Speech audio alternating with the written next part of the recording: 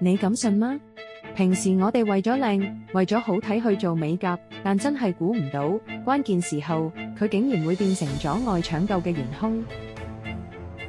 最近湖南就發生咗一件超驚險嘅事，一位28歲嘅女生突然爆發心肌炎，直接心跳驟停，送入 ICU 搶救。醫生馬上接上呼吸機，上人工心肺，全力搶救。但係最關鍵嘅時候，血氧儀器點都測唔到數據。查咗一段時間，元兇竟然係佢手上嘅長款美甲，厚厚嘅甲片，不透光嘅甲油膠，直接將光線擋住，儀器完全讀唔到血氧。醫護自己射唔到，只能緊急叫專業美甲師嚟，係無菌操作現場下立即射甲，之後先至可以順利監測數據，將女生救返。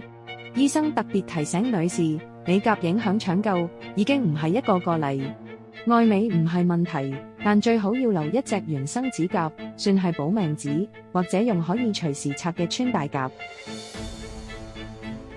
好睇好重要，但安全永遠排第一。唔好為一時嘅靚，喺關鍵時刻變成咗擋救命儀器嘅絆腳石。